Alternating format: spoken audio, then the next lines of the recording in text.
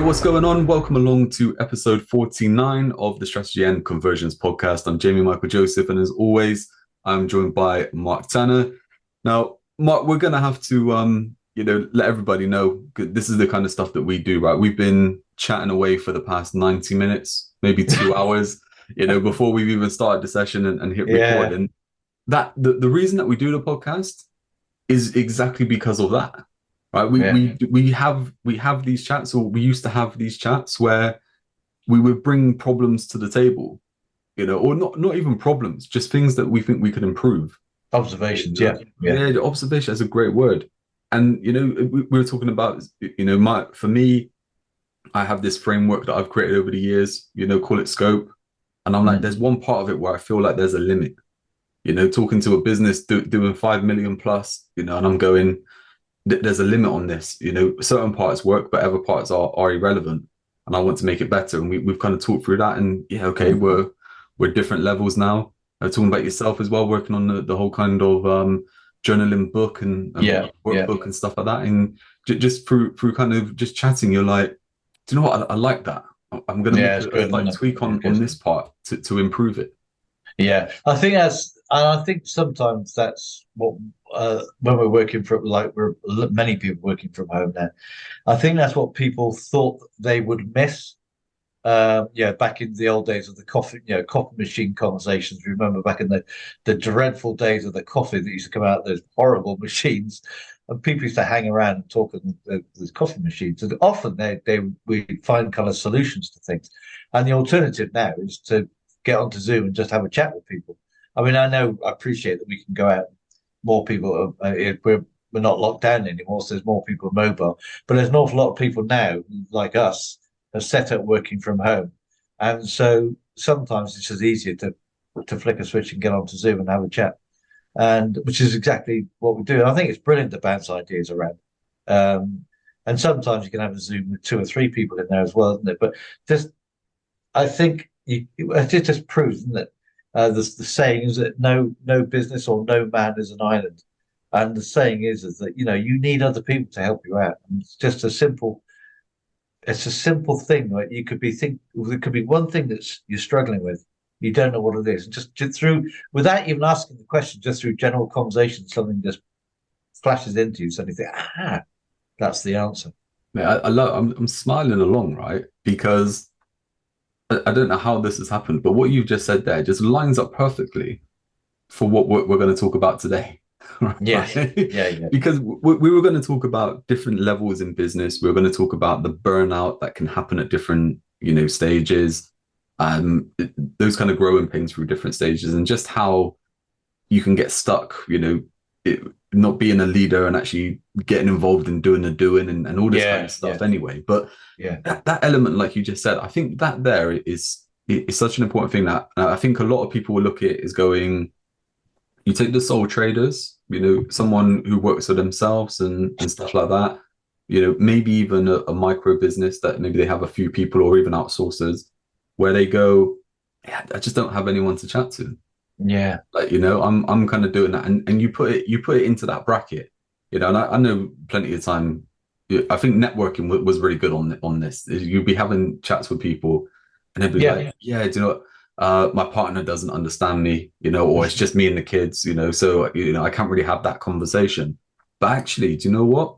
We go through levels of business, and you get up to someone who is running a business. They could be one of a board of directors, they're in charge of stuff, but they still have no one to talk to, or no one to talk to at that level, to kind of bounce ideas around that level, because they're tasked with being in charge. They're tasked with driving the business forward or controlling the business. That when they want to scream, or when they just want that kind of outlet to moan or go, look, what would you do? Or give me some ideas. That is missing. So again, look, all different levels. Absolutely. And I think the good thing about, like you said, in business, whatever level you're at, somebody who's at a similar level. So whether you are in a micro business or a director of a company, you're going to know people in your network, and just jumping on a call with them and discussing, maybe outside. It could be within the same company, but it could be people outside the company, and just talking to someone else. I've been wrestling with this idea for a while, and it comes up in conversation. and just chatting to people at your own level. And I think that's a good thing again. I mean, video calls so brilliant now compared to how it used to be. That you can just do that and jump on a call, and it's better to see the person, I think, than on a phone sometimes. And you can just talk about things and just and ideas will flow rather than sometimes for a leader who is in a position of leading people within their own company, they can't discuss things. There's sometimes where you might be discussing a particular person, for example, or the fact that it could be confidential. You can't necessarily discuss things with people within your own company, but whereas you can feel that you can discuss those kind of things with people outside. So I think but I think talking is so important, and as you say, it's at different levels. So it is, I know we think about directorship and leadership, one of the things we're talking about. So getting down to your troops and actually getting down to your team and conversing with your team is important. But obviously, most of the time you're talking about their issues and their challenges, and you're not talking about your own. And I think this is where it comes that you can actually unload a little bit when you talk to your peers, which again comes back to the burnout, isn't it, that we talk about at different levels. Unloading is so important, and just sharing your worries, I suppose, and sharing your challenges. It's interesting. I mean, I know I was speaking to you before we hit record, and I said about a conversation I was having yesterday, and it was just talking about marketing in general, and I was talking about people that give kind of what I would say is bad advice, or maybe not bad advice, that's the wrong kind of way of putting it, but maybe advice where there isn't much substance in what they're saying. Mm-hmm. Like I remember the guy I was talking to, he just said, but the advice isn't for you, is it? You're at a certain level, you're not looking to get that advice. And it's like, yeah, that is exactly it. Some people just need that real simple next step. Yeah. That's all they're looking to do, is just help them get to that next step rather than getting kind of several steps ahead. And it is that thing of, you get the right people around you and stuff like that. But also you have to, sounds really weird, but you have to talk to yourself, right? Yeah. Self-talk. Again, guess it's going back to this. We were talking about the Journaling for Success book I'm writing about. You do have to talk to yourself. I think there's a lot of times when it doesn't matter. You've got different sectors of people. You've got people who believe, you've got religious people. You've got people who believe that the answers are in themselves, spiritual people, whatever. But in most cases, you have to talk to yourself and think, well, what do I need? Even simple things like, what do I need to do now? And you start talking about how you're gonna think through things, and then also think about, right, what do I need to find out? Sometimes, I mean, I know in my copywriting and that stuff, I'm forever consulting encyclopedias and thesauruses and even dictionaries because I don't have all the answers. And you think, I need another word, and what is it? I just need another word, and I could go, in some cases, couple of hours looking for that one word by consulting all these different things and going down different avenues, and suddenly you just find that word, and it's in nothing that originally was related to your original thought process, but it's just by talking in your head, think, I need that, I need to do something, I need that challenge, I need to find more out. And I think sometimes we just get over, we can come over our own problems more easily when we think we've got a massive block in front of us, and if we actually start talking to ourselves and think, actually, how bad is it really? How bad is this going to be? Can I get around this? Can I do this? Can I do that? And maybe you think, I know what, I'll talk to Jamie. Or maybe I think, actually, no, I can do this, and go and do some research. But the whole point is, by talking to yourself, you have the options in your head about what to do. And in some cases, in a lot of cases, it's talking to other people. But it's so important to be able to have that self-talk. And one of the things talking about self-talk actually is that I find with a lot of people is how bad, and me included, how terrible we are when we're talking to ourselves when we've done something wrong, or we've done something we lose our temper with ourselves, we get frustrated with ourselves. And you wouldn't talk to your worst enemy sometimes the way you talk to yourself. So you have to be careful that you moderate the language to yourself, because language is important. Words really do carry a massive effect on people and ourselves. There's so many levels to that as well. Yeah. I mean, that's again, there's so many different directions to go off in here, and we'll come back to what I think we were going to originally talk about. But I think there's some different decides to go off there as well. Because yeah, do you know what, that thing? I was talking to a mate of mine last night actually. Jason had been a good mate of mine for years, and we don't really talk about business or anything. It's just like, we get together and it's good to kind of detox. But he always makes me see things differently because we're not talking about business, anyway. Yeah. And so we are talking about something, and he just said, he changed jobs and stuff like that, and he was just like, you just have to remove negativity from your life, don't you? And stuff was going on. He was talking, and he was just talking about something about himself, and I was just like, don't be negative on yourself. Like, if you actually just add stuff up, the positive is massive. Like, you're taking one small thing, and that's what we do. And we spoke about it before with social media, isn't it? Is that you never get people going on there and saying, I agree with you 100%. Like, this is amazing. Thanks for that. You've inspired me. You just get people saying you spelt that wrong. That's true. Getting into you said you like oranges. When does that mean you don't like apples? Like, that kind of stuff. And it's like, we do that, I think, for ourselves. Like you said, what one we can, there's that I can't remember the whole kind of the whole kind of part of it, the meme of it, but it says like, if you had like 85,000 pounds in your bank and someone stole a pound, would you throw the rest away? And it's like, you have so many seconds in a day or something, or so many minutes in a day, and if someone takes up 2 minutes of it in a negative way, do you just count that as a bad day then?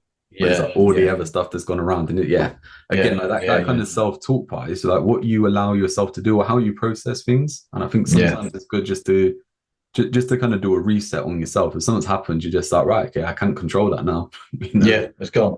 And that's the other that, as you said, so many different layers, because another layer is, how long do you dwell on things? So if you have caught something, you made a real error, then you think, oh God, is that going to ruin your day? Like you said, are those few seconds going to ruin your day? You think, well, can't do anything about that now. Let's move on. And I think it's. I was reading something recently about how we do still, even though we try not to, how we still seem to reflect and look back in the past and think about how bad we were or how we didn't do things right, and let that affect how we are in the present. And I think it was. Again, I got a feeling it was Brian Tracy, one of the sort of the self-help individuals, who said he never looks back. He never looks back. So he would still do things like keeping journals and keeping his ideas, and having written them down. But at the end of the year, he'd throw them all away.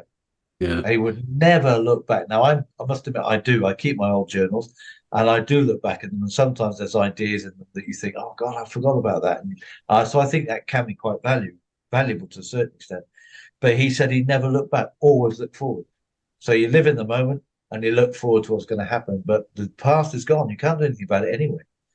There's so many different things that you can look at it, with that. But I think from what I kind of take from it is, I guess, the same thing what I was trying to kind of get to is like, you react, you are allowed to react however you want to what's happening, to a certain situation. So, if something bad's happened, or even something in the past has happened, and you go, okay, I'm using that as in a negative way now, and I'm moving in this kind of direction because of that, that's on you. You've decided to do that. Whereas you can draw a line and go, from now I can move forward. I remember there was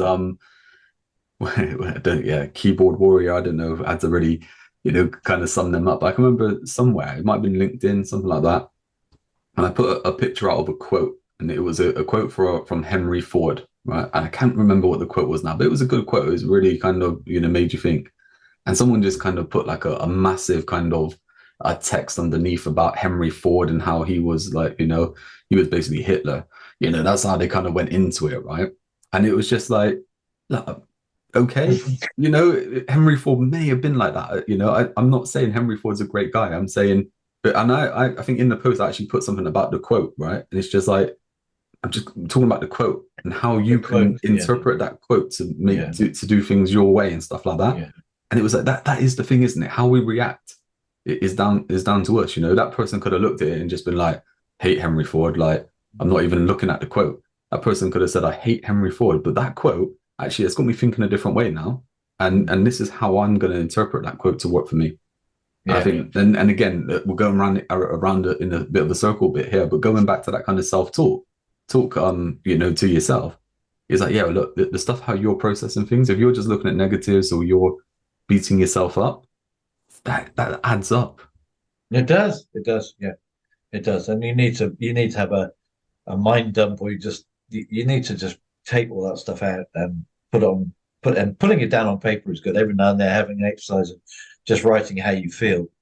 And then looking back at it, you think, well, why the hell am I feeling like that? But it's good just to get it out because you've kind of just downloaded it from the system and then you've given yourself a wash, if you like. And then you can start, let's go forward again from there. But yeah, I think we can really beat ourselves up. We should. And go back to the Henry Ford thing. It's like we all of us have got good parts and bad parts. The bad parts we try to disguise or we try, whatever, and you've got the good parts. But so Henry Ford. So he had a few characteristics, but that doesn't detract from what he said, how it inspired you. Because, like you said, you have the choice, and we have the choice as well when it comes to where we started getting. And it comes back to the burnout thing in a way, is that we have a choice that when we get to the stage where we get into a mini depression about things, oh, why am I feeling like this? And I know I've got this. For me, because I'm a writer, I just write it down. I just think, well, hang on, what the hell am I feeling at the moment and why? And I just write it down. And even I have the question at the top of the page, why am I feeling like this? And write it down. And it's once you release all that rubbish that's in your head. So because obviously often it is rubbish. There's been that other people have put in there and all this kind of stuff that may have happened, or you might have stubbed your toe on the bed the morning, that morning or something, and carried that through the day. Most of that is rubbish. And once you've got it out of your head and maybe then think, right, okay, I'm just going to go for a walk or just take 5 and make yourself coffee or a tea or whatever. That in itself can stop an element of burnout. And that's where a lot of people, because otherwise you'll fester and fester and let it carry on and carry on. And by the end of the day, you feel bloody awful. And then say, for example, your partner, wife, or whatever, or even family, they come home from work or they come in and you meet them, you snap at them without any reason. And all of a sudden it's wrecked. That burnout type thing is wrecked, or not wrecked, but it's marred a relationship. Whereas in fact, if you'd seen them if it was the first time you'd seen them for a few weeks, it didn't get off to a good start. So, yeah, it all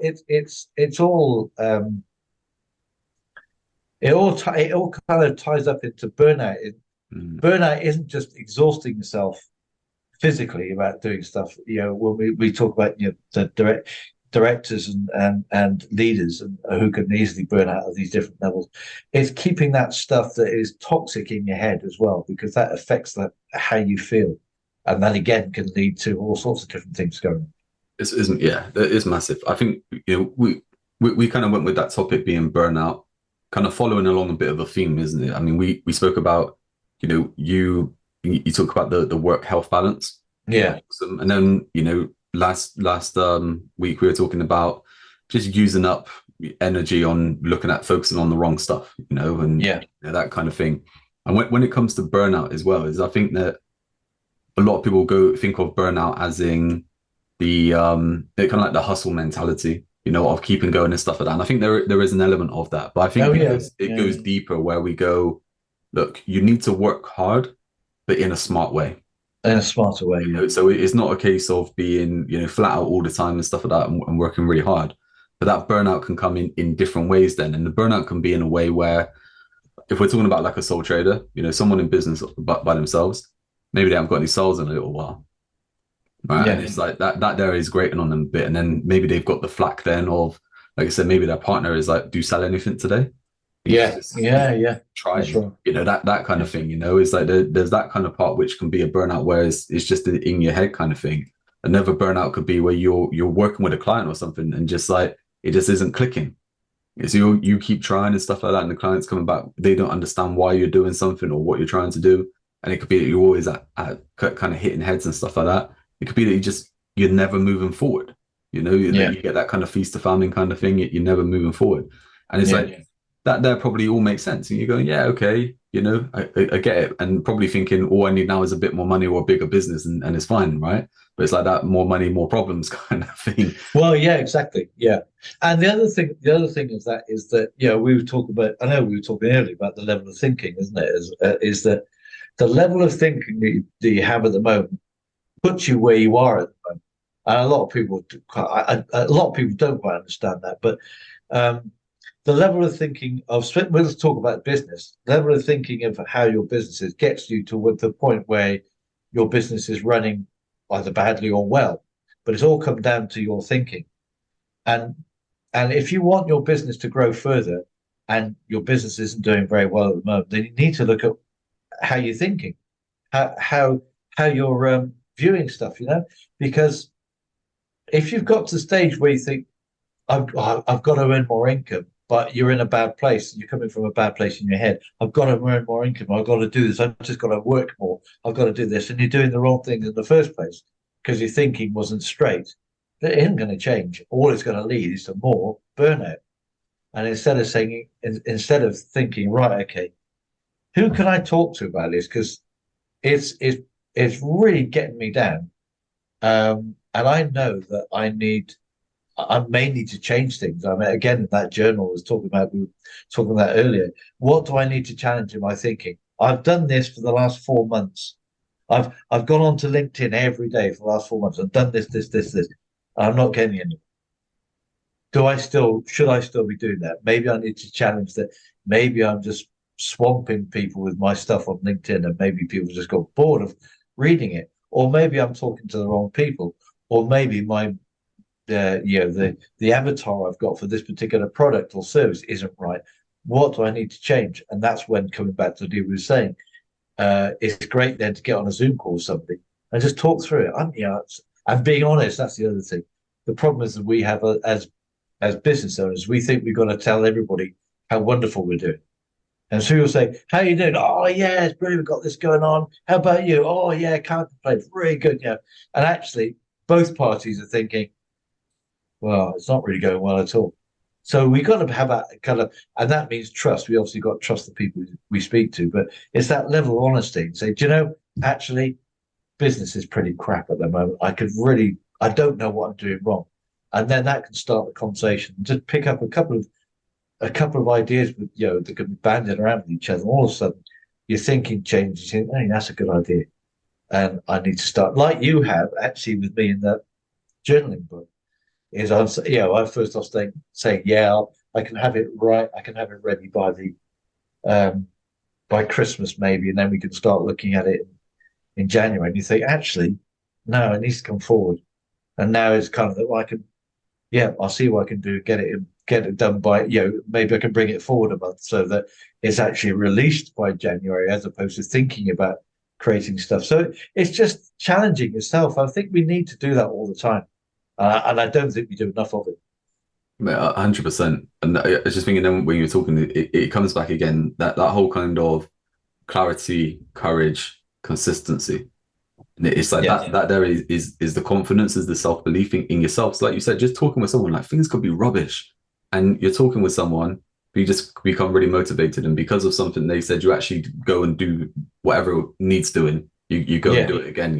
There's a story, I can remember hearing it, right? I can't remember where, and it talks about someone like they're really kind of down, they're depressed and stuff like that, right? And they've got all their kind of dishes all piled up, and they're just like, I hate going home because all the dishes are piled up and everything like that. I've got to wash them. And someone says, we'll put them in the dishwasher, right? And it's just like, yeah, but they're so filthy now that the dishwasher won't clean them, So we'll put them through the dishwasher twice. And it's like that is it, isn't it? It's just someone to just give you a next level of thinking, or a bigger kind of area of thinking where you keep seeing how you want to see it, or what you think you are seeing, when someone else can just give something so simple. It's just like, it just opens up, so much more of how you're looking at things, where you can just be so kind of just focused in that kind of zoned in on one thing, when really, it's massive. It's not really a problem. No, that's right. I think we're very good, aren't we, at magnifying our own problems out of control, but finding an easy way through other people's. That's it. And So I think like that burnout that we're talking about, I think that's a good way of kind of getting to that point of the kind of sole trader kind of person, right?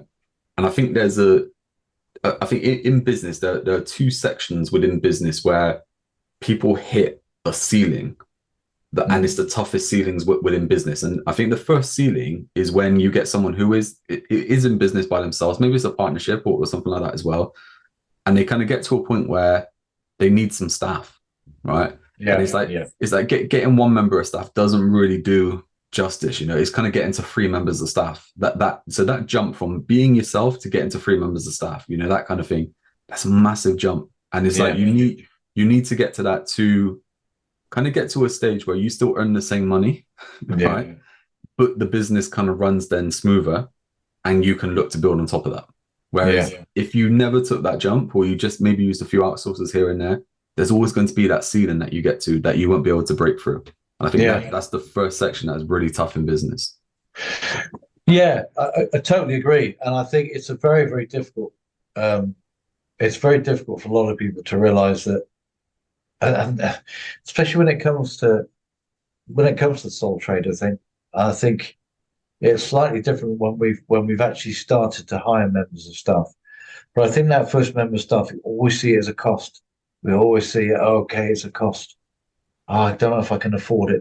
And you think, but can you afford not to do it? And it's a glib thing to say. A lot of people say, oh, it's easy to say that. Can you afford not to do it? What it really means is, how long are you going to keep holding things down when, if you do take someone on, instead of looking at a cost, you say, how much profit are they going to make for me? And there's a different way of thinking. And if you think that way, then you think, well, there may be, and I think I've written about this before. Of course, there's an initial cost. You've got to find maybe, unless you can get someone really, really good at doing what they're doing, and they can hit the ground running. There's going to be an initial cost, maybe of 1, possibly 2 months. But by the third month, you're looking for them to pay themselves, to actually be paying for themselves. By the fourth month, you're looking for them to actually be making you money. Now, okay, that's a quarter, and I know that's a bit of a struggle for some people, but really the point should be, instead of people thinking, oh God, it's a cost, you haven't got to pay them the salary or the whole salary up front. You've got to find a couple of months. But by then you need them, and you need to explain this to them when you take them on, is you need them to be paying for themselves by month 3. And then month 4, you're now looking at, you're looking at them bringing you in a profit. And that's, once you start to think that way, then, and a lot of people, when they've taken somebody on and start thinking that way, then you're happy to expand your team. But it's that first initial thing is such a hard step to take. And I think, and one of the things I would advise when talking to businesses is start to think about the fact that's going to happen over down the line, and start to put money aside. So, okay, this is going to be money I'm going to, because this is going to be building my business. And the building my business can be lots of things. It can be different processes and different systems, but part of that is a team. So it's not just all going to happen by getting a better piece of software or getting this. Eventually, you're going to need someone who's going to operate that for you, or do that for you, or sell for you, or do the marketing for you, or write your copy and stuff for you, because you haven't got time. So where would you need people first? And just think about how much I need to put aside each month so I can start and be ready to go when I need that to happen. And that's difficult for us all when we're in that real sort of micro business sole trader position, because we forget that all the money that we earn isn't ours, because there's taxes that have got to come out of that, and there's expenses that have got to come out of that. So we need to start putting a portion of that turnover to one side, just exactly for that, for business building. And then that's exactly, isn't it? I mean, we've spoke about this a lot before, and I know it's something that we focus on, is that there are levels of growth in business. Now, I think people chuck that kind of business growth kind of term around. If you want to grow your business, you need to be doing more marketing, or you need to be doing more sales. And it's like, yeah, okay, but at what level are you actually at, and where are you looking to grow to get to that next level? So someone, like you said, someone who's a sole trader, they could be just like a freelancer or something like that. but you may be happy with that, right? You may be Yeah, happy yeah, earning, 40, 60K a year or something yeah, like that, as a good, freelancer. yeah, You're never going to need anybody, as long as you keep that kind of, that just that momentum of keeping that client turnover and stuff like that, it's absolutely fine. But like you said, then if you get to that kind of stage where you want to go micro business, okay, well, there's a couple of stages then to get to throughout that growth. And then once you get to that micro business, there are a few stages within that micro business level before you step through to, a small business. yeah, And that's where you get things like scale your business and stuff like that. Like no one scales their business. Like, people go through series of growth. And yeah, then, over a period of time, you've got that hockey stick kind of scale. Of course you yeah, have. yeah, But yeah, they've gone through stages of growth over a long period of time. And yeah, it's and that to me is where you find the kind of bottlenecks. And I think what happens there is someone moving into a micro business and getting a few members of staff and stuff like that. I think you can probably grow that to a level where, maybe you're at between 10 and 20 members of staff and you're making good money. They're paying for themselves. You're making a profit. You're being paid as well. You're making a profit in the business. And then you're kind of looking at, okay, how do we go to that small business or yeah, maybe even a, small to medium sized business, wherever you're at there. And I think that then is the never kind of thing as being, a sole trader and going, we need 3 members of staff. How do we make that happen? You now invest in infrastructure, and that yeah, could be software, that could be, different, teams and stuff like that you have. But the whole kind of point there is we're putting in the processes that allow you to move to that next step for growth. Because once you get past that, it really just gets into how far you want to go with that growth then. yeah, yeah, Whether it's a case of you stay within your area and expanding your area, you go different areas, you go international, whatever it is that you want to do. yeah, yeah. And I think again, coming back to that transition, isn't it? And I think people, it's that transition stage from being on your own, literally on your own, and then the micro business stage, and then going further up to SME. And it is all about that, your thought process. I remember having a mentor a long time ago, a coach. Well, I guess he was a mentor as well. And you always used to say, just look around you now. What do you have? Look at where you live, the car you drive, how your business is, how your personal life is, whatever. Look around you.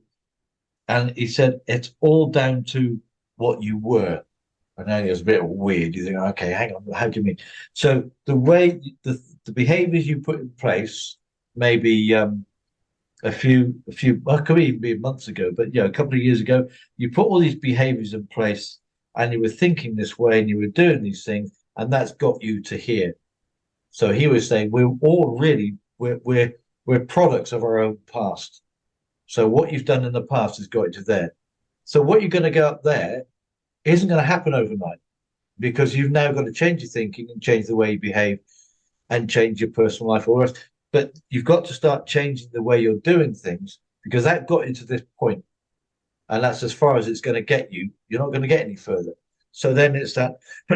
So I want to go from one man to now a micro business with, getting a few staff on board. What have I got to change in my own thinking? Because it always comes down to our thinking. What have I got to change in my own mindset, my own thinking that will enable me to become a manager? Because up until now, you've only had to manage yourself. Now you have to manage other people. And that's a different ball game altogether. And it can be learned, don't get me wrong. There's all these skills can be learned. So managing people is, what do I need to be managing people so I can get the best from them? And that's where you need to start thinking and growing. And as soon as you start bringing people on, you'll find your life changes. Things will change in your business. And then then what new skills do you need? Then you need new skills for this and new skills then for leadership to bring them on. How do I now give them responsibility without me saying I've got to control everything? Because again, that's another burnout issue, isn't it? Where you have someone who's in a mindset of the sole person. You're in control of everything. You have to control everything. You're one person. Then you have, say, 3 or 4 employees, and you're still trying to control everything. And you think, hang on a minute, are you really going to be controlling yourself and all those 4 people? Or should you allow people to control themselves in the right environment? And all of a sudden you allow yourself to become more of a leader where you say, right, you're in control of this. I need you to tell me what's going on. And we have regular meetings and we have conversations about it. But now I need you to be in control of it. And people love that. People think, wow, I've got responsibility. And so that brings people on. And then the same thing, and this goes further up through the companies when you come into small businesses. And one of the things we were talking about last week, yeah, it was last week, I think, in other conversations, is you'll have directors who are still in that micro business mentality, or even a one person band mentality, where they're trying to control everything and do everything. And to my mind, and there's so many companies that I've worked in the past where directors get too involved in the company, and we hear a lot about you've got to work on the business when you're on your own. The bigger the company comes, the more people need to be working on your business in your company, obviously. And as a director, your job really is to work on your business, not in it. And when directors try to work on their business and in their business, and now they have a team of, say, 25 people, that's when we get major burnout, because they don't see their families, because they're just completely embroiled in everything, and their problems and everything becomes bigger and bigger and bigger. Their brain explodes because they've got so much stuff they're taking on. And instead of saying, actually, I'm directing, you're now a manager, I want you to manage this, and I want you to manage. So you have like 4 managers, and they're reporting to you. But all of a sudden, and it sounds a bit too hierarchical sometimes, but you need that for that one person who's a director to be able to keep mentally aware of what's happening. Hey, that's exactly it. And that situation there is, we were talking about that because years ago we worked with a business where we were dealing with the director, the owners there, and everything like that as well. We're dealing with the director. The director's on, that I think he was on a fair whack. He was on like 80, 90K kind of thing as a director. There's a manager underneath, and then there's, the kind of technician kind of, side. And he's getting caught up in doing the technician work. Yeah. And it's like you're doing a 20K job, but you're being paid 80K. You're being paid 80K because you're meant to be looking at the driving the business forward and a higher level of thinking here to then delegate it to get things done. But you can't give up that control. You're kind of taking it, and that's why we're saying that there's burnout at different levels, because people get caught in different levels, or even and that there the frustration was that the business isn't growing.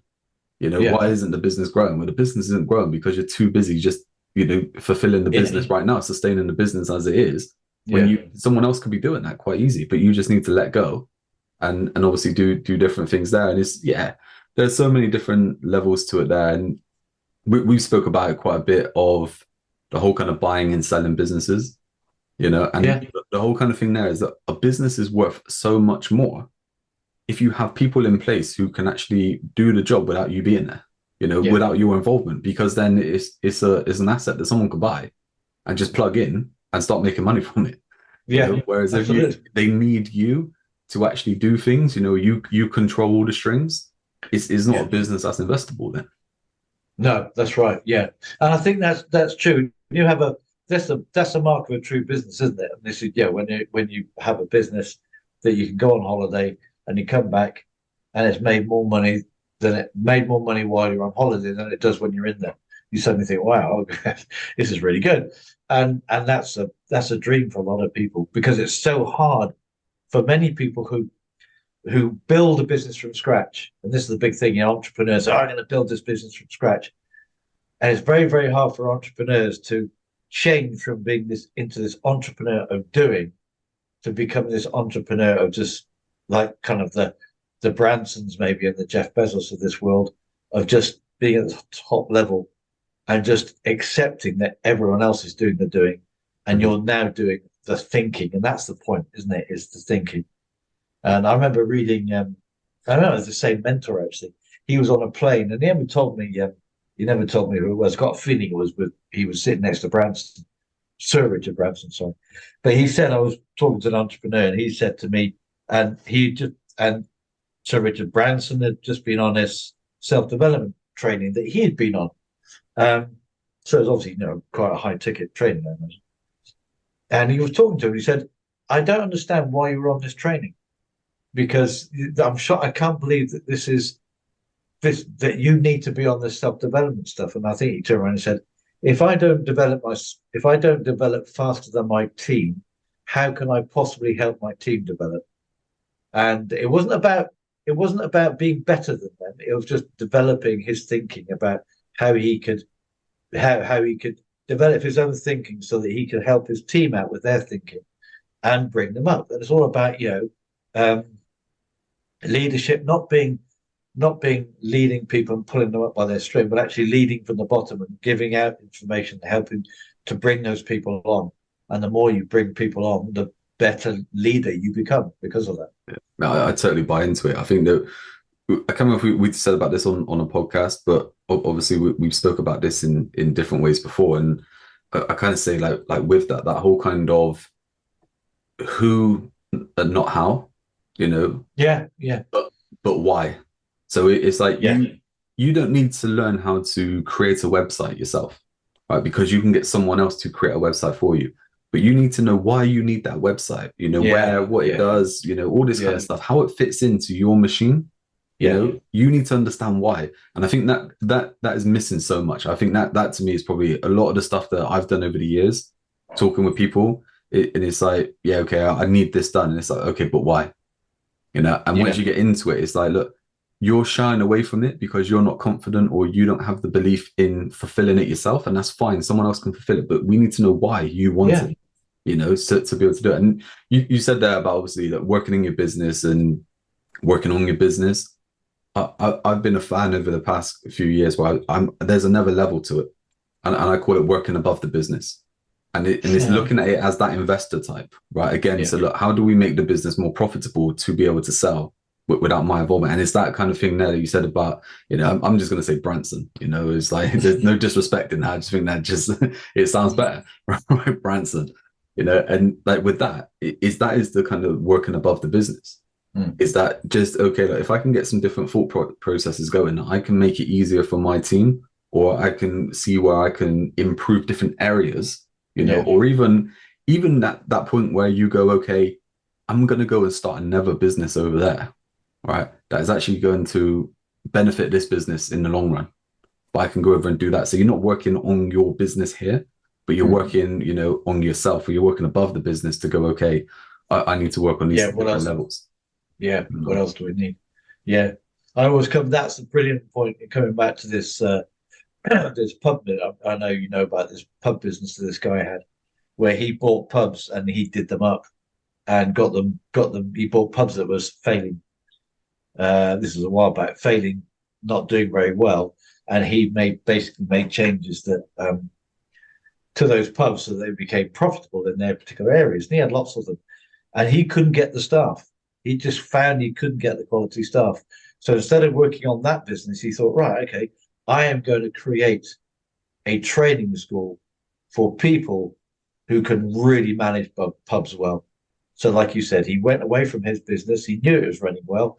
I think it was him and his wife. So his wife took over running the pub chain, the pub there, as he called it then. And he went off and set up this academy for people to go through this academy and coming out at the other end of being absolutely brilliant pub managers, because it benefited other breweries. So he sold it to breweries as well, but basically because it benefited him. So then his selection process was a bit like The Apprentice in a way. He took a load of people who were really green, maybe from uni or whatever, put them through this because they wanted to be this pub manager, learning all the different aspects of running a pub and what it really means to be running a pub, all the way from cleaning glasses to doing the books and all the rest of it. So that at the end of it, they came out and he thought, right, that person I can put into this pub because I know they're brilliant. And he sold it at the time. I'm not sure if they're still going. I don't know much about the brewing world at the time, but I know Whitbread was huge. And he sold this concept of Whitbread. And so they sponsored his whole university with lots of, quite a bit of cash. And a few other, Green King, I think, were in there as well. So all of a sudden he had a company now that was being funded by other people because he was doing what he had. And then he could go back to his other business and kind of like sitting above both of them. And that's like you say, you like going back to the Branson point again, is what business can I build that's going to complement what I have now? And I think that's, as you said, and that is working above the business. It's that level of thinking, which is far, and I guess that's what he was talking about in the plane, is that level of thinking is far above anybody else in his business. Even the top directors wouldn't be thinking that way. Exactly. And that's the thing, isn't it? You get so focused in what's going on, Yeah. and keeping those wheels moving, and moving up, because like Yeah. you said before, like you're either moving forward or you're moving backwards. So you're Yeah. moving forward, you're moving upwards and stuff like that. But you can speed up the process. You can make things better. You can add a lot more to it in a lot shorter time if you're looking at things in a different way. And it's just, I mean, I remember just this week talking with a business owner. Things are going really well, right? Like so well that they're just like, don't need to do anything. Like things are so well, kind of thing, right? Yeah. And it's like, okay, but what's the next step? And it's like, right, okay, yeah, there's a 10-year plan in place, right? And there's something now that's 2 years away, and it's like, what are you doing now to get to those 2 years? And it's more like there's a void right there now. That okay, in 2 years' time we'll look at doing this. It's like, start planning that now. Start doing it now, so that once you get to 2 years, or even before, you can hit that button and change over to that quite easily, rather than getting to 2 years and go, now we should look at that. And it's like, it is that way, where it's just looking at it higher, than the business. And I was just thinking, then is that quote, Henry Ford, is the classic quote of, if I asked people what they would have wanted, they would have said faster horses, not a car. And it is that thing, like people aren't thinking that a car is possible. They're thinking that faster horses would offer the better solution. But by like you said, changing your thinking, moving through different high levels of thinking, getting the right people around you and stuff like that, you can actually see bigger pictures where you can go, okay, I can move into this, I can move into that. And it's something I remember you saying to me a while back. I can't remember if we covered it in our podcast or whatever. You just said, whatever you're doing, it doesn't matter what level you're kind of going through, you should be building your business to sell, because you should have an asset there that is valuable, that at the end, whenever you decide that you can go, I've had enough of it, you can sell it. It's not that you just close the doors and all your hard work is just gone overnight. Just gone, you sell it on. You make a profit from whatever you're doing right now. You make a profit in the future. Yeah, that's right. I think even for it's interesting. You get a lot of people freelance and say, "Oh, I don't need to do that because I'm going to be the business forever." But it could be that they start a family, and it could be that their son or daughter's interested in the family business. Oh, Dad, I want to take on the business. So it's, even if it's a freelancer, they've got to start thinking, hang on a minute, if all that business is in their head, I know how it works, but no one else does. And then the daughter says, I'd love to do this. They can't. And so they've got to start thinking about, okay, I need the business in, like I said, document processes, document everything, understanding how it works, getting a successful business. It may just be you, but eventually, just say a relative of yours wants to take it on. You think, I'm never going to sell it, but your daughter can take it, for example. And all of a sudden, it's all there, ready. You say, well, she obviously has to learn a few stuff and all the rest of it. I agree with them. Especially if it's IFA, for example. There's all the compliance stuff you have to learn. But they've then got a business that they can do, and it's actually already turning a profit because all the customers are there, the processes are in place. I was watching a really fantastic. I got onto this by chance on during the week. I have an ice cream company, ice cream van company in Crewe, and it's called Best of Britain. Something. I just was clicking on this stuff. What's all this about? And it's about a guy who, in the '60s, he had an ice cream business. He went. I'm not sure where he bought his van from, and he wanted to change. He didn't like his van, so he started helping. I think he started getting people to work with him to change the design of his ice cream van. So that was all to do with the. You had the base unit, but it was to do with all the fiberglass of the actual van itself. And they started constructing ice cream vans, and it was a family business. He started it from his dad. So him and his dad eventually got together, and I think he was working. So the current director was working for quite a good company, and he's a salesman. And his dad was the ice cream man. Sorry, dad was building these ice cream vans. And one day, this guy he's in his 20s and he'd had enough. And he told his dad one night around the table, because he still lived at home, something. And he said, I'm going to give up doing what I'm doing. And his dad said, oh, yeah, what are you going to do then? And he said, I'm going to come work for you. And his dad said, oh, are you? And I kind of like said, well, okay, try it on. And he went and worked for his dad, who's now he's passed on. And they were building ice cream vans from a chassis. Basically, they took a chassis, and those back in those days, Bedford vans, all that kind of stuff. They built the fiberglass bespoke to each particular ice cream seller who wanted this particular type of thing. And took him, I think it took about 2, maybe 3 months to fabricate, and they did it exactly how they wanted it. And then a guy would then buy the van off them. And apparently had 80,000 vans in the 19. I think in the noughties they had 80,000 vans in the streets of the UK that they had built, and they're based in Korea, and they're all family, and it's all people. So the current director, who's now, I think he's in his 60s, maybe 70s. His son wanted to work for him. His son decided that one day he had a job and he didn't like his apprenticeship, wanted to work for him. His daughter wanted to work for him. And then his son had a friend, and his friend wanted to work for him. And then, he's employed so many different people because he's just had this, and everybody does a really good job for this thing. And again, this is where, sorry, going off on a real tangent. He got to the stage where, in COVID, vans, you just couldn't get vans. The COVID was it was the microprocessor shortage. So the chips, the engine management chips. So vans which weren't being produced, they were buying, like, I think you're buying 10 vans a month to do up and sell out to ice cream vans. And it went down to they could just about get 1 van a month. Right. And he said they had such a full order book, it was ridiculous. That wasn't enough. So again, coming back to this thinking above the business, it was him and his son who thought, well, how are we going to do this? Because we're buying these bespoke chassis and we're putting the fiberglass on it. And he said, well, we just have to buy up second-hand vans and saw off the back. So there's not a problem with chips. Vans that were still under 3 years old, whatever. A saw off the back, and then put our stuff on it and sell them on. And obviously that's what they did with the ice cream. They had to sell them. These aren't brand new vans; they're reconditioned. But it meant that the shortage of the engine management chips didn't cause them a problem.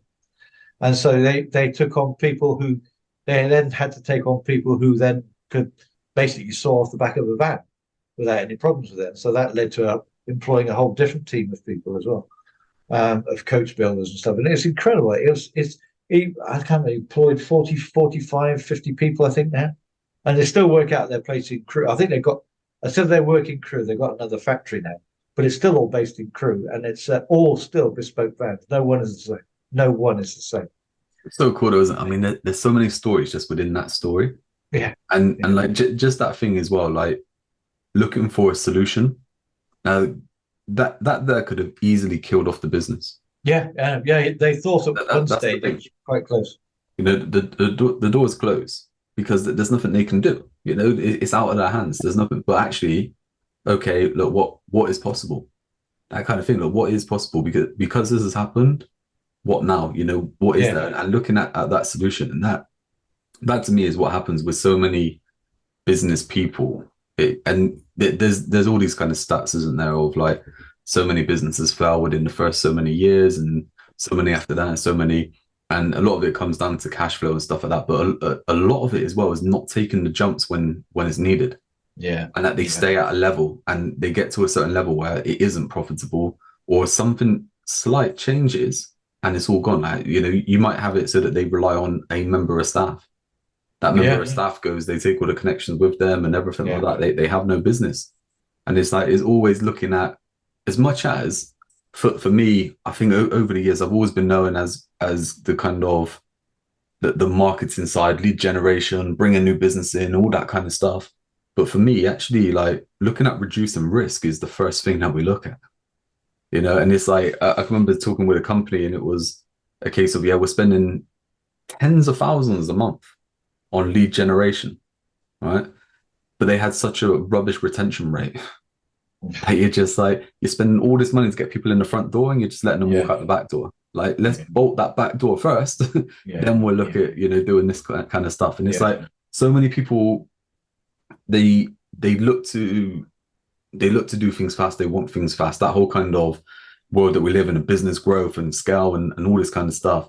People think that they can just have it tomorrow, or in a month's time that they need to be doing this. And in some things that you can do, there are tactics that you can, bring a wall of cash, when needed and stuff like that. If you know a certain type of business, but it's only short lived. It's only a one off.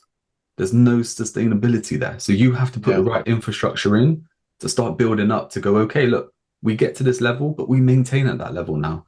Where before we used to have lows and highs, well, that high is now our new low.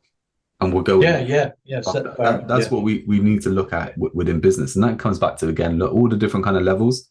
And I think what we're kind of looking at with this podcast episode is just being like, look, it doesn't matter what level you're at, what kind of business or anything like that. There are going to be struggles. And it's like, just get the right support, because otherwise, if you're just if you're just keeping it all to yourself, that's just going to damage you, and it's going to damage everything else. And I think that again, just what you talked about there is the whole point is that in any business, whatever size business, you have to spend time thinking about the future of your own business, but what the market's going to do. I mean, okay, COVID was the whole pandemic thing was, okay, it came on us bang, especially in the government where they hadn't prepared for it, but it came upon us from nowhere. But so our thinking now has to be thinking, business, what if that happens again? What can I do now? And it's starting to think, as you say, risk assessment. Okay, this is a risk. It's happened once. We've got this big thing going on with bird flu in the UK, got this huge thing going on with Ebola in Africa. So there's still people flying who can transmit the disease. What happens if something shuts the doors again? Instead of just saying, oh, well, we weathered one storm, that's okay, we'll carry on. No, you've got to think differently, because not many people thought about it before. And so a lot of people were caught out, I understand. And many people did this pivot, as they called it, and they changed things. But now it's a case of, right, we know that's happened once. So to think it's never going to happen again is just naive. So we need to start thinking about what do we need to put, whether it's money, whether it's a different business, or whether we think about looking at something to complement it. How can we reduce our risks? And again, the same, coming back to burnout, if we could be reducing our risks and knowing we got things covered, that when things happen, we don't just absolutely, oh my God, stress out totally, because we think, right, I've got it covered to a certain extent. Yeah, there's going to be challenges, like we said. But when you've got things covered a bit more, again, less chance of burnout and more chance of thinking properly about that intelligent thinking of, what do I do next? Like, exactly. I mean, that there, I mean, like, everyone got caught out the other year. Yeah. And even if you just look at something really as simple as just working from home, it's just that kind of thing. It's just a massive change. People got caught out. But I'm just thinking, like, with that, even on a smaller scale, how many times we've heard it individually, and I'm sure anyone listening has probably heard it, or they're thinking it themselves, right? Where they go, oh yeah, summer's always a bad season for us in business, or Christmas is coming up. Oh, we're not going to make any money over Christmas. It's like, if you think that way, that's how it's going to be. Yeah. Right? But if you look at it and you go, do you know what? The past few years, Christmas has been rubbish. Why is that? What can we do to change this now? How can we adapt it? How can we do stuff like, that we haven't done before, but we know, would be appealing? That we can do stuff. And it's like, there's so many things like that go on where you're just like, yeah, if we just make small changes, if we just do little things, then we can get big results. Yeah. It's just thinking outside the box sometimes. And I think this comes back to the one thing, as you said, is that we look to reduce, you look to reduce the risks. So the first thing is that you go into a business that's not doing too well. Okay, let's do a risk assessment. Why? What are the risks? And here, like you said in that one, there's that the attrition rate on their customers is huge. You say, right, okay, well, bang, let's stop that happening. And that isn't difficult to do. It isn't for most businesses. Some people have come to you because they like what you do, and they normally leave because somewhere along the line you've upset them in some way or other. So change that, and all of a sudden you shut that back door, and then you haven't got to go and spend thousands and thousands of pounds on lead generation because you use your existing base to just recycle and recycle. And yes, of course, there's going to be a smaller bit of attrition, but it's so much smaller than it would have been. And so even that, you could raise the turnover of the company massively without even doing anything, apart from maybe make a few little tweaks in their process.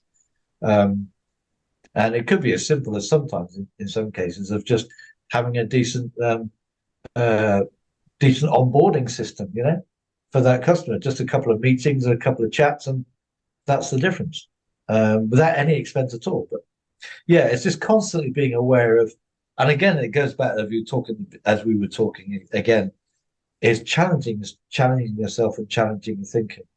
That the bird flu thing, apparently, as I saw a thing on telly, and all these farmers say, oh yeah, well, we've killed off the Christmas and all the turkeys, killed off this and killed off that. We've had bird flu before, so why didn't they learn from it? Why didn't they think, hang on a minute, what do we need to do to protect because avian flu isn't new, and it's a different strain, agreed, but it's that kind of thinking, well, you knew it was going to happen, you knew there's a chance it's going to happen again, and probably there's going to be something else coming on. So don't be naive and think that it's just going to be fine after this, because it isn't. Foot and mouth could come back for the farmers. What are the farmers doing? How are they diversifying, maybe?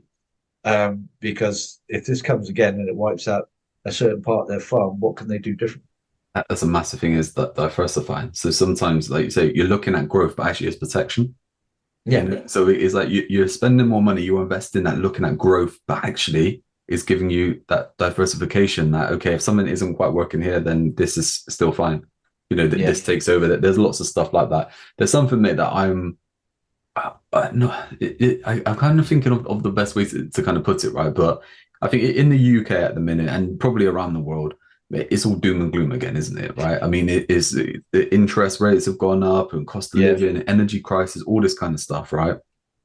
And all the news is rubbish. I don't look to watch the news or anything like that, but you see the headlines come up all the time, and you take to, I know we laugh between ourselves, I laugh with other people as well. You take to Facebook or something like that, and there's 78 utility warehouse providers that are talking about save you money on your bills and everything like that. You've only got to say that, I put a coat on today because it's a bit cold, and all of a sudden it's like, save you money on your energy, right? That's just how it is. I'm not knocking them or anything like that. You have to do what you have to do, right? But everyone's that mindset, save money on the bills, right? Where does anyone go, I need to make a bit more money, how do I do that?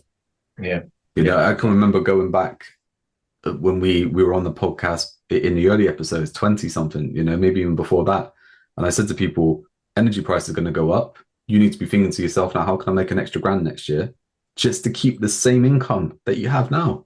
Just because of that. So it's that way now of thinking it, where, like you said, is looking at something, not being so naive to go, okay, this is happening, I just have to deal with it. Is looking at it and going, I know this is coming. What steps can I take now to look around this? And I think that, to me, summing things up on this episode, as much as we talk about burnout and everything like that, just make more money. Yeah. Your problem, hot water bottles. your problem's got, and it is that thing. Like, I mean, people say, look, money doesn't buy happiness and stuff like that, right? But like the way I do things with any kind of business, where I work with businesses from someone starting up through to multi-million-pound businesses and stuff like that. We always look at tying things to an income goal. Why do we tie it to an income goal? Because whatever it is that they're trying to do, they need the money to be able to do it. Yeah. It could be making a massive change. It could be replanting a forest. Yeah. You need the income to be able to do it. So how do we make the money to be able to do it? Is that kind of thing there. Now I think we'll wrap things up for this episode. I think I'll ask you to sum things up in just a minute. But two things I think with this. One, I think the next episode, we need to talk about journaling. And I know you're writing a book and stuff, and it's not to kind of promote a book or anything like that, but where we're talking about burnout, and we're talking about talking to people and stuff like that, and we said about talking to yourself, or actually brain dumping, and getting the thoughts out of your head onto paper and actually letting you process it, is a massive tool that I think it's going to help people, So I think we're talking about journaling on the next one. And mate, the past two episodes, I've always looked at a little story to put in place, right? So I think I'd look at a little story this time, and I think it kind of fits into everything that we've been talking about this way. But I was talking to you last week, and you were talking about your dog. And you said about Yeah. your dog, you took your dog to the vets or something. Your dog's got arthritis or something like Yeah. that. You think, Yeah. you know, and you've got to give him these tablets. It's like the Yeah. dog's not interested in the tablets, right? It doesn't matter that the tablets are going to make him better or anything like that. The dog's not interested, right? But you put the tablets in some cheese, the Yeah. dog's got no problem having the tablet. No, exactly. Yeah. Because Yeah. he's not eating the cheese. He's eating the cheese. He's not eating the tablet, right? Even though the tablet's inside. And Yeah. that's the thing with that high level of thinking is sometimes, you know, you're focusing on the tablet, but Yeah. really, you know, you need to take You should that be looking. tablet to Yeah. help you, you know? Yeah. Yeah. Yeah. Yeah. Absolutely. No, it's brilliant little analogy. Yeah. Yeah. That's it, mate. But yeah, I think that's it, mate. I think we've done what we need to get through today. So I think just to sum things up. Something. I think the things we were talking about towards the end. I mean, first of all, we talked about the why you need to have your website or why you need another business and the who, getting the who in place that is actually going to, you know, who are you going to use to do this rather than how am I going to do it? I think that's massive. Changing the how am I going to get this done with who can I put in place to get this done, get this completed. I think we talked about intelligent thinking, didn't we? About thinking about, like you said, that's classic. I love that. Thinking above the business. What else can I put in place that's going to help this? And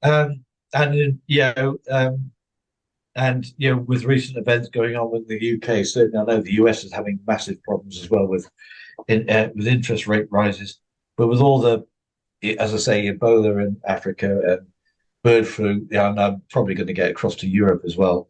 That's going to be everywhere. It's about protecting the business. What can you do to protect and diversify? One of the things that came to mind, talking about the energy crisis we've got over here, as we were talking about, you said, well, just instead of worrying about expenses, make more money. And I just thought, sell hot water bottles. Simply, just buy a load and start selling them off, and people will buy them, I'm sure. But yeah, that's a bit glib, but there's all sorts of things, you know. I think it's protection, diversifying is also helps. So it's just really understanding and again, intelligent thinking. Things happen. So you look at, you look back in the past and think, what has happened that could come again? The COVID pandemic, what could strike again? All this other stuff that's going on. We can't take it for granted that's not going to happen again. So let's start intelligent thinking. What do we need to put aside to make our business resilient? I know that phrase was used a lot in the pandemic, but it's basically future-proofing your business, isn't it? Making it resilient so that when the catastrophes come along, is your business just going to go, or are you able to weather that storm? That was really interesting on that. Is obviously we started at the podcast again, right? And I've gone back through and I've had a look at just our kind of ratings on which podcast has got the most listeners and stuff like that. And we've done a few where we've just like, look, make more sales with this, right? Yeah. We've done one where it's like add 2 million to your business, like stuff like all around money, right? The one that's got the most listens is how to future-proof your business. Oh, right. Okay. Yeah. So it's like, that is the kind of topic, right? That is what we're looking at. That resilience is like, just like you said, outside the box thinking, working above the business. And mate, you were talking there, and yeah, like for me, my mindset always is shifted to make more money, right? Easier said than done, of course it is, right? But make more money. And that whole kind of thing of saving money, like it said about the utility warehouse people, and not to pick on them, it's like they're jumping on exactly what I would tell them to jump on, is that there's an energy crisis, use it to your advantage, right? Yeah. But what you were saying there is outside the box thinking. Like, okay, you know, hot water bottles, yeah, it's a great shout. You know, it's like, you know, it's something that worked years ago. Why wouldn't it work now? Yeah, right? yeah. You know, but straight away there, you have businesses who that you could get the kind of heating people who say, look, get a wood burning stove in your house now. You know, if you invest now, it's going to be a lot cheaper in the long run. You can have the people then with the boiler system saying, look, if you invest in a new boiler, you know, it's going to be better. So you save money. Yeah. You get the people who sell the windows, you know, double glazing and stuff like that, using exactly the same thing. But you can also then get into areas where you go, maybe fitness people and health people can say, look, if you start to, you know, get a bit healthier and a bit fitter, you know, your body's going to be pumping a bit better. You're going to stay warmer longer. You don't need to put the heating on and stuff because you'll be like that. It could be then that you get into nutrition stuff. and you're showing people how to batch cook some meals cheaper, than actually doing it, cooking each day and stuff like that. There's so many different ways that you can just go outside the box on something that's happened. So as much as you can go, oh man, this has happened, prices have gone up, no one's going to buy my stuff. It's like, look at how you can actually help people. And that's the massive thing, isn't it? I touched on this last week, is that as much as it is, okay, make more money, you look at growth and stuff like that.